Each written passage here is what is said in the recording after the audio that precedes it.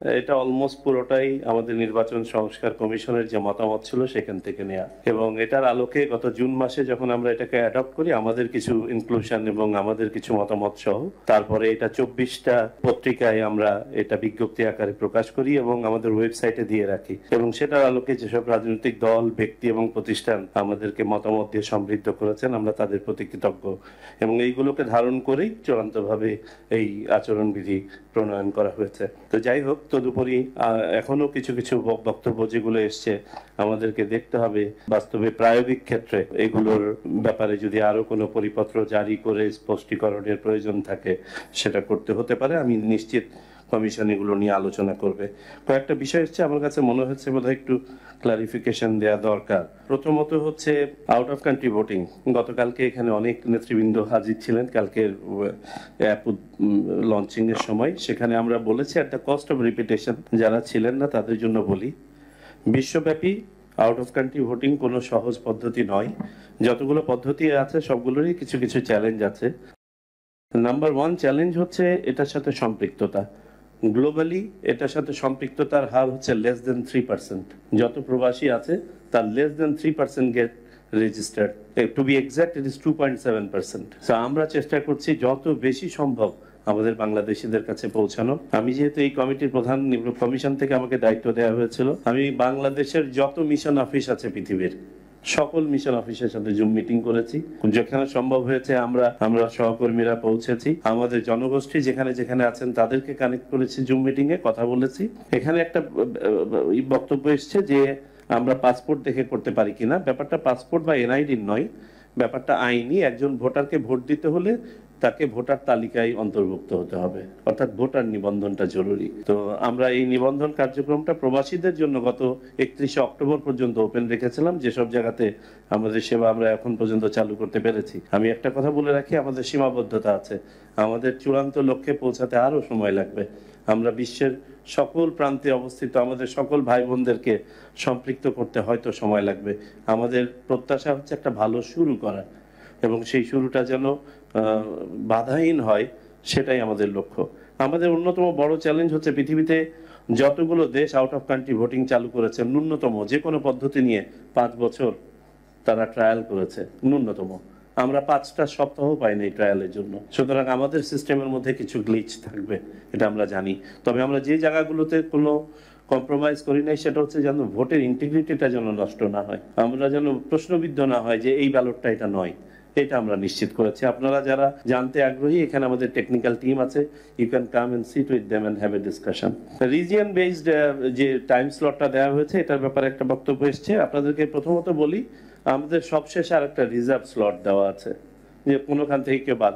এই রিজিয়ন বেসটা করাটা হচ্ছে আমাদের সাম্প্রতিক হজের অভিজ্ঞতা থেকে। হজে নুসক নামে একটা অ্যাপ চালু করেছিলেন তারা, যখন তারা এটাকে ওপেন করে দিলেন বিশ্বব্যাপী, এটা হ্যাং হয়ে গেল। এবং আমাদের অ্যাপ তার অত না, আমাদের মাত্র এই পুরা সিস্টেম হচ্ছে 49 করোড় টাকার একটা উদ্যোগ। তারপরে আমি বলবো আমাদের security features are very strong, আমরা কিছু গ্লোবাল সাপোর্টও পাচ্ছি এই ফিচারে। যাই হোক, আমরা সেই অভিজ্ঞতার আলোকে এটাকে আমরা স্লট ভাগ করে দিয়েছি, যে আমরা চাই না যে এটা হ্যাং হয়ে যাক, এবং আমরা এটাও জানি যে এই 4-5 দিনের মধ্যে যারা বাদ পড়বেন তাদেরকে আর একটা সুযোগ দেওয়া দরকার, বিধায় সব শেষে আবার একটা রিজার্ভ স্লট রাখা হয়েছে। ফ্রন্ট লোডিং অফ ভোটার্স এর ব্যাপারে যেটা এসছে, আনফরচুনেটলি আমরা ফ্রন্ট লোড করতে পারবো না, তবে আমরা এই কমিশন অন্তত পক্ষে 10 মাসের 31 অক্টোবর পর্যন্ত ভোটারদেরকে সম্পৃক্ত করতে পেরেছি আইন সংশোধনের মাধ্যমে। তা না হলে দেখা যেত 2025 সালের সকল ভোটারই বাদ পড়ে যেত। এআই এর অপব্যবহার এবং সোশ্যাল মিডিয়ার হ্যারাসমেন্টের ব্যাপারে বলেছেন, জি হ্যাঁ, আমাদের এখানে একটা সেল আমরা স্থাপন করছি। পাশাপাশি আমাদের রাষ্ট্রীয় যতগুলো সক্ষমতা আছে এগুলো ব্যবহার করা হবে। হ্যাভিং সেড দ্যাট, বর্তমানে এটা একটা গ্লোবাল চ্যালেঞ্জ, এবং এটার মোকাবেলা খুব একটা সহজ নয়। আমি কমিশনের পক্ষ থেকে কয়েক ডজন ইলেকট্রাল ম্যানেজমেন্ট বডির সাথে মিটিং করেছি অন দিস, এবং আজকে একটা common concern being expressed that election is being free but not fair because of the intervention of AI, because of the intervention of social media. কারণ কি? কারণ হচ্ছে প্রথমত more than 50% sources are not traceable, ভুয়া source থেকে content গুলো ছড়ায়। 2 নম্বর হচ্ছে আমাদের সাইবার বিহেভিয়ার, একটা কন্টেন্ট সত্য মিথ্যা কোনো কিছু যাচাই না করে আমার প্রিডিসপোজিশনের কারণে, আমার পছন্দ অপছন্দের উপর নির্ভর করে আমরা শেয়ার করে দিচ্ছি, কিন্তু আমরা বুঝতে ব্যর্থ হচ্ছি এটাও সমপরিমাণ অপরাধ। এখন কয়জনকে, how many you take down. তৃতীয়ত হচ্ছে number of sources are from outside the boundary of the country, বিদেশ থেকে উচ্চারিত, তাদেরকে আইনের আওতায় আনা। যাই হোক, আমরা সামগ্রিকভাবে South Africa, election commission was sharing their experience, গত 10 বছর ধরে তারা এটা নিয়ে কাজ করে সর্বশেষ নির্বাচনে তাদের উপলব্ধি হচ্ছে কমিশনের চেয়ে পারপেট্রেটরসরা 3.5 টাইমস মোর প্রিপেয়ার্ড ছিল অন দিস। এটা একটা বাস্তবতা। তো যাই হোক, তাহলে আমরা কি করতে যাচ্ছি? আমরা কি হাত পা গুটিয়ে বসে থাকবো? Definitely not. আমাদের যতগুলো সক্ষমতা আছে সেগুলো তো কাজে লাগাবোই। আমরা যে ডি গুলো নিয়ে কাজ করছি সেগুলো পরে বলছি। প্রথমত হচ্ছে যে আমাদেরকে ভালো ইনফরমেশন দ্বারা খারাপ ইনফরমেশনকে ফাইট করতে হবে, এটা হচ্ছে গ্লোবাল স্ট্র্যাটেজি এবং আমরা ওইটা অ্যাডপ্ট করতে যাচ্ছি। তারপরে হচ্ছে বাকি ডি গুলো। প্রথমত হচ্ছে ডিনাই করা, যে যাতে এইগুলো আগে থেকে আসতে না পারে। তারপরে হচ্ছে এটাকে ডেটার করা, যে আইনি ব্যবস্থা নেওয়া ইত্যাদি ইত্যাদি, যাতে করে কেউ উৎসাহিত বোধ না করে এগুলো করতে। এটার ইফেক্টটাকে ডিগ্রেড করা, সময় মতো রেসপন্ড করা। আমি বলি সবসময়, শ্রীলঙ্কার একটা অভিজ্ঞতা বলি, যখন প্রচারণা শেষ হয়ে যাচ্ছে ঠিক তার আগ মুহূর্তে জনৈক প্রার্থীর ভয়েস ক্লোন করে বলছে, আমি অমুক প্রার্থীর সমর্থনে আমার প্রার্থিতা প্রত্যাহার করলাম, which was very untrue।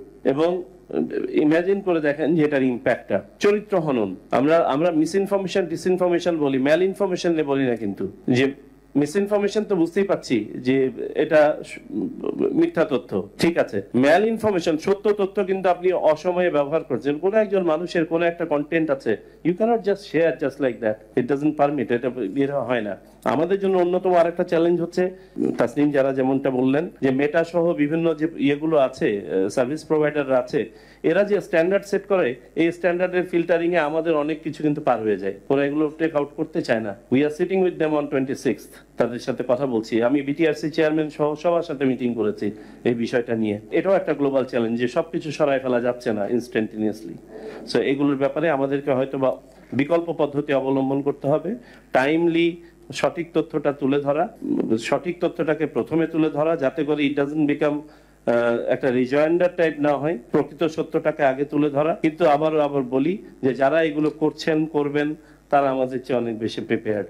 So আমাদের সবাইকে সমন্বিতভাবে এইটাকে হ্যান্ডেল করতে হবে। আমাদের কর্মী বাহিনী, সমর্থক বাহিনী যারা আছে, তারাও যেন এই প্রবণতার মাঝে নিজেদেরকে ভাসিয়ে না দেয়, সেটার জন্য আপনাদের সহযোগিতা কামনা করছি। ফেস্টুনের সাথে ইউনিয়নের সংখ্যা বা অন্য কোনো কিছুই করা হয় নাই। আপনারা বিলবোর্ডের ব্যাপারে বলেছিলেন, আমরা একটা এক্সারসাইজ করেছিলাম। প্রথমত হচ্ছে ব্যয়ের কথাটা বলে নিই। ব্যয়ের ব্যাপারে আমরা যে আলোচনা করেছিলাম, আগে ছিল সর্বোচ্চ 25 লক্ষ, আপার সিলিংটা দেওয়া ছিল 25 লক্ষ। আমাদের কাছে মনে হয়েছিল যে এটা একটু বৈষম্যমূলক, কারণ কোনো বাংলাদেশে তো ঐকিক নিয়মে কনস্টিটিউয়েন্সি ভাগ করা যাচ্ছে না, বাস্তবতা। কোন কনস্টিটিউয়েন্সিতে 5 লক্ষ ভোটার আছে, কোন কনস্টিটিউয়েন্সিতে 3 লক্ষ ভোটার আছে। তাহলে ইনিও 25 লক্ষ, উনিও 25 লক্ষ, ইনার এলাকা একরকম। তো আমরা যেটা করেছি যে ওকে, লোয়ার লিমিটটা 25 লক্ষ, অথবা 10 টাকা per voter, whichever is higher. আগে ছিল whichever is lower. So এখন 5 লক্ষ যার ভোটার আছে সে 50 লক্ষ খরচ করতে পারবে, আর যার 3,20,000 ভোটার সে 32 লক্ষ খরচ করতে পারবে। That's how a kind of parity has been ব্রট about. আমরা একটা এক্সারসাইজ করেছি যে বিলবোর্ডে কত, যারা বিলবোর্ড প্রোভাইড করে তাদের সাথে আমরা বসছিলাম যে আচ্ছা ধরি 20% খরচ যদি বিলবোর্ডে যায় তাহলে কয়টা যেতে পারে। আমরা হিসাব করে দেখেছি, যদি আমরা ছাড় দিয়েও করি সর্বোচ্চ 20টা বেশি বিলবোর্ড করলে পারে। অন্যান্য যাবতীয় জায়গায় আমরা যতটুকু ন্যূনতম খরচ হিসাব করেও দেখেছি এই খরচের মধ্যে থাকে না। আর আপনারা যেটা বলছেন যে খরচের সিলিং তো মেনটেন করে না, আমরা কি উপায়ে এই খরচের সিলিং মেনটেন করা যাবে আপনারা যদি বুদ্ধি দেন, এটা 1-to-1 we can discuss further. But আমরা যেগুলো দিয়েছি এইগুলো মনিটরিং এর ব্যাপারে আমরা এবার সুনির্দিষ্ট কিছু পদক্ষেপ নিয়েছি। তাদেরকে বলতে হবে কোন ক্ষেত্রে কত টাকা ব্যয় করছেন এবং সেগুলো আমরা মনিটর করার ব্যবস্থা করব। ওই যে ভ্যাট ট্যাক্স ফাঁকি দেওয়ার, আমার মনে হয় এই সুযোগগুলো ডেফিনেটলি কমে আসবে। সবকিছু নাই হয়ে যাবে এমনটা বুকে হাত দিয়ে বলতে পারছি না। এস্তোনিয়ার রেফারেন্স একজন দিয়েছেন যে অনলাইন ভোটিং সলিউশন চেয়েছেন। দেখুন, আমরা মনে হয় চূড়ান্ত পর্যায়ে এসেছি। এগুলো সব নিয়ে আমরা গবেষণা করেছি। পৃথিবীতে মাত্র 2টো দেশে অনলাইন ভোটিং চালু হয়েছে, একটা হচ্ছে এস্তোনিয়া আর একটা হচ্ছে মেক্সিকো। এস্তোনিয়ার ভোট দেখার জন্য এখন পুরো ইউরোপ যাচ্ছে ওখানে, এই আগামী কদিন পরে ওদের ভোট। আমাদেরকে ইনভাইট করেছে। যাই হোক, যিনি বলেছিলেন সম্ভবত ইনসানিয়াত ভাইরা বলেছিলেন। তো বিশ্বব্যাপী এই অনলাইন ভোটিং বা বিভিন্ন অনলাইন থেকে ফেরত এসছে কারা তাদেরকে বলি, পিছু হেঁটেছে কারা? Australia, Japan, Kazakhstan, Romania, Germany, Switzerland, 2 of the Scandinavian countries and UK. তারা কেউই আমাদের চেয়ে টেকনোলজিক্যালি কম প্রুডেন্ট নয়। আমরা যেটা করেছি, আমরা সিদ্ধান্ত নিয়েছি আমরা অনলাইন ভোটিং নিয়ে কাজ শুরু করব, যাতে করে ভবিষ্যতে একটা পর্যায়ে আমরা যেন ট্রায়ালে পৌঁছাতে পারি। আমাদেরকে ইউ সহ ইউএনডিপি সহ সবাই নিরুৎসাহিত করেছে, please don't step into online system, because আমরা পাচ্ছি না এখনো পর্যন্ত। আমাদের পার্শ্ববর্তী কোনো দেশে এখনো ইন্ট্রোডিউস করতে পারে নাই, কেউ কেউ 10 বছর ট্রায়ালে আছে। অতি সম্প্রতি দেখলাম ভারত তাদের লোকাল ইলেকশনে ছোট ছোট আকারে এই ট্রায়াল গুলো করছে, যেমন বৃদ্ধদের ক্ষেত্রে ইয়ে করছে। আমাদের কাছে একটা প্রপোজাল এসছে, ওয়াই নট আমরা প্রতিবন্ধীদের দিয়ে একটা ট্রায়াল শুরু করি। হয়তো ভবিষ্যতে আমরা এই পর্যায়ে যেতে পারবো, বাট বিশ্বে যদি কোনো একটা সর্বজন স্বীকৃত আপনার অনলাইন সলিউশন থাকতো, তাহলে তো আমাদের কোনো সমস্যাই ছিল না, অফ দ্য শেলফ কিনে এনে লাগাই দিতাম। সেটা নাই আসলে। ব্যাপারে একটা কথা আমার বলাই দরকার। অবশ্যই yes, it is a serious challenge, it is a serious challenge. আমরা আইন শৃঙ্খলা রক্ষাকারী বাহিনীদের সাথে বসেছিলাম, তারা ব্যবস্থা নিচ্ছেন। আপনাদের অবগতির জন্য বলি, গত কালকে পর্যন্ত, পরশুদিন পর্যন্ত আমাদের হারিয়ে গিয়েছিল তার 81% রিকভার হয়েছে, এবং যেগুলো হারিয়ে গিয়েছিল তার 73% রিকভার হয়েছে। কিন্তু তারপরেও নির্বাচনকে সামনে রেখে কিন্তু এই সব ফ্লো, ক্রস বর্ডার অ্যাক্টিভিটিজ, এগুলো সব বেড়ে যায়। সো এগুলো যাতে নিয়ন্ত্রণের মধ্যে থাকে, আর পরিবর্তিত পরিস্থিতিতে সংবেদনশীলতা সম্বন্ধে আমাদের চেয়ে আপনারা আরো বেশি ভালো জানেন। আপনারা প্রতিদিনের ঘটনা প্রবাহ দেখছেন, নতুন নতুন সামাজিক প্রবণতা আমরা দেখতে পাচ্ছি। has become an issue indirectly affecting election. একজন লোককে 500 টাকার বিনিময়ে যে কোনো কর্ম করিয়ে নেওয়া যাচ্ছে। has become an indirect issue for election. এগুলো তো অতীতেই এই পর্যায়ে ছিল না, কিন্তু বর্তমানে আছে। সাথে যদি ঢুকে যায় তাহলে কি হতে পারে? সো আমরা সবাইকে সতর্ক করেছি, বাহিনীগুলো তাদের কাজ করে যাচ্ছেন। আমরা নির্বাচনকে সামনে রেখে স্পেশাল ড্রাইভ যেগুলো দরকার আছে সেগুলো নিয়েও ভাবছি এবং করা হবে। 5 জন করে সেনা সদস্য কেউ কেউ প্রস্তাব করেছেন এক একটা ইয়েতে। আমার মনে হয় বাংলাদেশ সেনাবাহিনীর স্ট্রেংথ সম্বন্ধে আপনাদের জানা প্রয়োজন। আমাদের যদি 80,000 থেকে 1 লক্ষ সেনা সদস্য আমরা অনুরোধ করেছি ডিপ্লয় করার জন্য, আমাদের কেন্দ্র সংখ্যা হচ্ছে 42,671 এই মুহূর্তে, 761 এই মুহূর্তে। তো আপনারা হিসাব করে নিজেরাই বুঝতে পারছেন যে কেন্দ্রে কেন্দ্রে দেওয়া সম্ভব কিনা। আর তারপরে আছে আমার রিজিওনাল, আপনার রিজার্ভ লাগবে, মোবাইল টহল লাগবে, স্ট্রাইকিং ফোর্স লাগবে। সো আমাদেরকে কোনো সংখ্যক বাহিনী দিয়ে কোনো কিছু করা যাবে না যদি আমরা মিউচুয়ালি ঝামেলা করতে চাই। আর আমরা যদি মিউচুয়ালি আমরা দুটো জিনিস যদি এনশিওর করতে পারি, ইলেকশন ইনশাল্লাহ স্বচ্ছ ভালো হবে। এক, ভোটারের উপস্থিতি।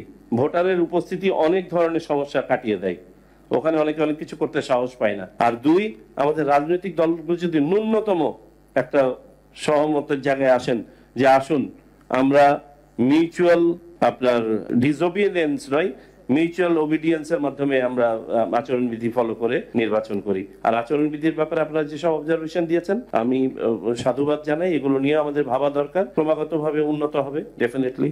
আমাদের পরিবেশ বান্ধব নির্বাচন করার ব্যাপারে আপনাদের রাজনৈতিক সদিচ্ছাটা কোন জায়গায় সেটাও আমরা একটু জানতে চাই। আপনি একটা মত দিয়েছেন, অপর পক্ষেও কিন্তু অনেক মত এসছে। 360 ডিগ্রি যে মতটা এসছে আমরা আলোচনা করে দেখি, প্রয়োজন হলে উঠিয়ে দিতে হবে, আর প্রয়োজন না হলে থাকবে।